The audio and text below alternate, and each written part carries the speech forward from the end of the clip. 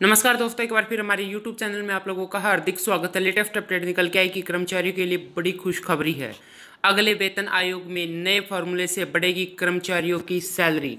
तो दोस्तों, हम आपको सब डिटेल में बताएंगे। अगर आप हमारे चैनल पर फर्स्ट टाइम विजिट कर रहे हैं तो चैनल को लाइक कर दीजिए, सब्सक्राइब कर दीजिए, साथ ही साथ बेल आइकन को भी बजा दीजिए ताकि गवर्नमेंट या पेंशन से संबंधित जितनी भी न्यूज आती है उनकी नोटिफिकेशन आप लोगों के पास तुरंत पहुँच के। तो करते हैं वीडियो को स्टार्ट बिना किसी देरी की।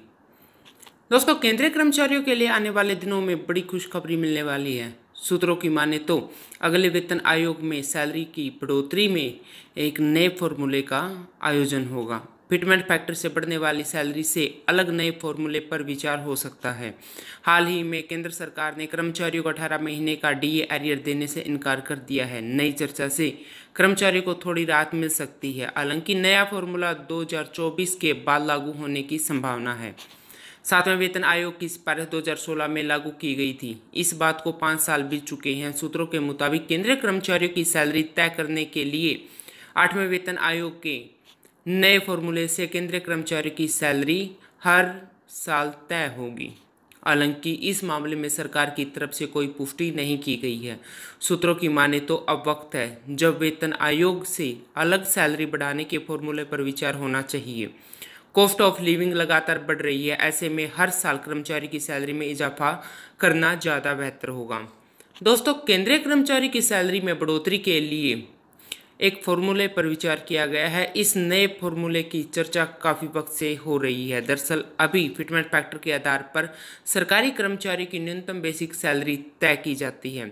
इस पर हर 6 महीने में महंगाई भत्ता रिवाइज किया जाता है, लेकिन बेसिक सैलरी में कोई इजाफा नहीं होता। जानकारी के मुताबिक नए फॉर्मूले से कर्मचारी की सैलरी को महंगाई, कॉस्ट ऑफ लिविंग और कर्मचारियों की परफॉर्मेंस से जोड़ा जाता है। इन सब चीज़ों का आंकलन के बाद हर साल सैलरी में इजाफा हो सकता है। यह बिल्कुल इस तरह होगा जैसे प्राइवेट सेक्टर कंपनियों में होता है। दोस्तों, सरकार का फोकस इस बात पर है कि सभी वर्ग के कर्मचारियों को एक समान फायदा हो। अभी ग्रेड पे के मुताबिक हर किसी की सैलरी में बड़ा अंतर है, लेकिन नए फॉर्मूले आने से इस अंतर को भी पाटने में कोशिश मिलेगी। सरकार महकमों में अभी कुल 14 पे ग्रेड हैं। हर पे ग्रेड में कर्मचारी से लेकर अधिकारी शामिल है, लेकिन उनकी सैलरी में बड़ा अंतर है। वित्त मंत्रालय के एक अधिकारी ने जी बिजनेस डिजिटल से कहा है कि केंद्रीय कर्मचारियों के रहन सहन को बेहतर बनाना ही सरकार का मकसद है। नए फॉर्मूले का सुझाव अच्छा है, लेकिन अभी तक ऐसे किसी फॉर्मूले पर चर्चा नहीं हुई है।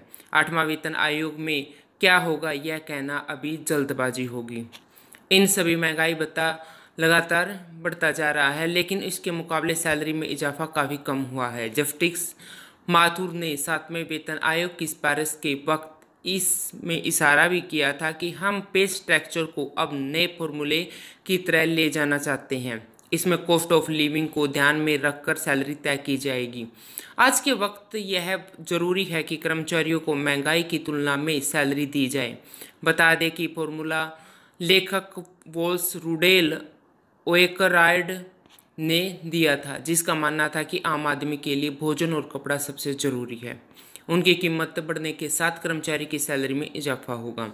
दोस्तों, 7वें वेतन आयोग के तहत केंद्र सरकार ने कर्मचारियों की न्यूनतम सैलरी को फिटमेंट फैक्टर से रिवाइज किया था, जिससे बेसिक सैलरी पे ग्रेड 3 पर 7,000 रुपये से बढ़कर 18,000 रुपये कर दिया गया था।